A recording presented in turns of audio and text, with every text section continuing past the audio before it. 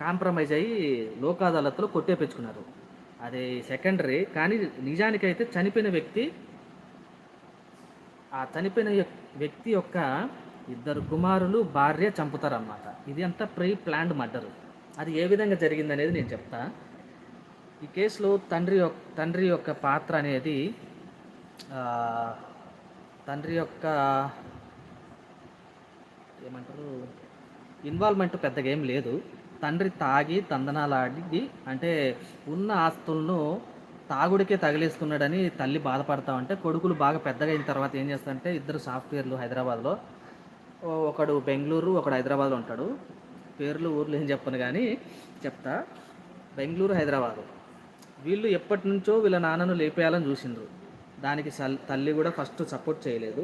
రాను రాను వీడు ఊర్లోనే ఉంటాడు. మళ్ళా పిల్లలు హైదరాబాద్లో, ఒకడు బెంగళూరులో ఉంటాడు. తల్లి కొద్ది రోజులు పెద్ద కొడుకు దగ్గర, కొద్ది రోజులు చిన్న కొడుకు దగ్గర ఉంటారు. తిరుగుతూ ఉంటుంది ఆమె కూడా అక్కడ ఇక్కడ. ఈ క్రమంలో ఏంటంటే మనోడు ఇంటికాడ ఫుల్గా తాగేసి ఉన్న డబ్బులు ఉన్న ఆస్తులు ఊరికేనే వైన్ షాప్ దగ్గరే పోయి అగ్రిమెంట్లు రాసి ఇచ్చేటోడు అనమాట. అట్లా ఇస్తూ ఉంటే పిల్లలకి కానీ తల్లికి కానీ అదే భార్యకి కానీ ఇష్టం ఉండేది కాదు. అది ఎవరికైనా సహజమే. తాగి ఊరికే తాగుడికే రాసిస్తున్నాడు అగ్రిమెంట్లు, సంతకాలు పెడుతున్నాడని. ఇంకా మా నాయన ఉంటే కష్టమే, మా నాయన ఉంటే ఆస్తులు గీస్తులు మా ఊరిలో ఏం నిలబడవు, ఇల్లు నిలబడదు, ఏది నిలబడదని పిల్లలు ఇద్దరు ప్లాన్ వేసి తల్లికి చెప్పి ఒక మంచి ఊరిలో పెళ్ళి జరిగే టయానికి దిగుతారనమాట. పెళ్ళికి పెద్ద కొడుకు వాళ్ళ భార్య పెళ్ళికి వెళ్తారనమాట. చిన్న కొడుకు వచ్చేసి వాడు కూడా పెళ్ళికి వస్తాడు. కానీ పెళ్ళికి వచ్చినట్టు ఎవడికి తెలియదు. అది ఇంకా ఆ పెళ్ళి హడావిడిలో వీళ్ళ కూడా నాన్న కూడా తాగింటాడు కదా, ఇంటి దగ్గర తాగేసి పడుకున్నాడు ఇంట్లో పడుకుంటే చిన్న కొడుకు వచ్చేసి ఇంకా ఏం జరుగుతుంది, చిన్న కొడుకు ఫుల్ మాస్క్ వేసి వెనక ఊర్లలో ఏంటంటే మనకు దొడ్లు ఉంటాయి కదా, దొడ్లు అంటే బరుగుడ్లు కట్టుకునే వాములు దొడ్లు అట్లా చాలామందికి తెలిసే ఉంటుంది. ఆ దొడ్ల బ్యాక్ సైడ్ నుంచి వచ్చి వాళ్ళ నాన్న లేపుతాడు. లేపి కొట్టడానికి ట్రై చేస్తే వాళ్ళ నాన్న తోసేసి మళ్ళీ ముందు డోర్ వేసుకున్నాడు కాబట్టి ముందుకు పోలేక వెనక దొడ్డిగుండ నుంచి బయటికి రావాలని చూస్తాడు.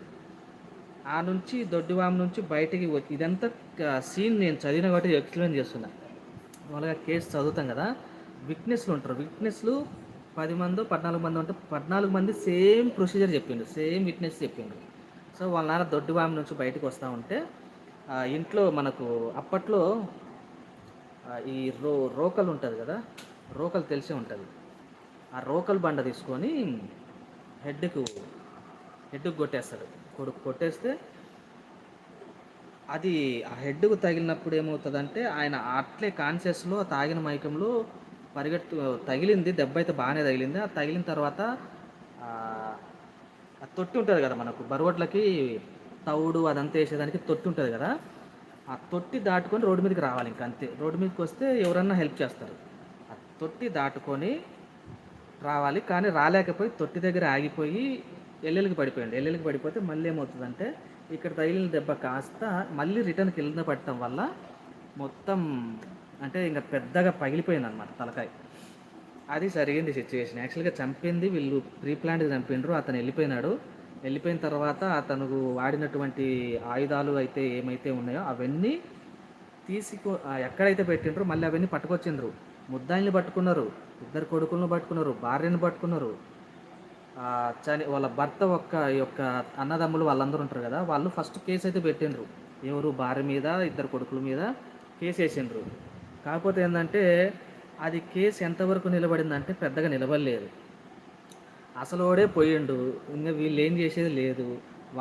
ఏం చేసేది, వాళ్ళకి ఆస్తులు పాస్తులు వస్తాయంటే రావు అని ఏం చేసినారంటే వీళ్ళే ఇద్దరు కొడుకులు సాఫ్ట్వేర్లు కాబట్టి మనిషికి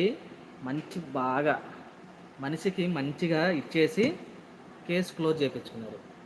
మా దగ్గరికి వచ్చిన తర్వాత నేనే వాళ్ళకి అంటే లైక్ ఏమంటారు, కోర్టులో ఏ విధంగా క్వశ్చన్లు అడుగుతారు, ఏ విధంగా మనం చెప్పాలనేది నేనే నేర్పించే వాళ్ళకి. ఆ కేసు అంతా చదివిన తర్వాత కేసు ఏం అడుగుతారు, ఏం క్వశ్చన్కి ఆన్సర్ చేయాలి, అడిగిన వాటికి మాత్రమే సమాధానాలు చెప్పాలని నేనే 1-2-3 సార్లు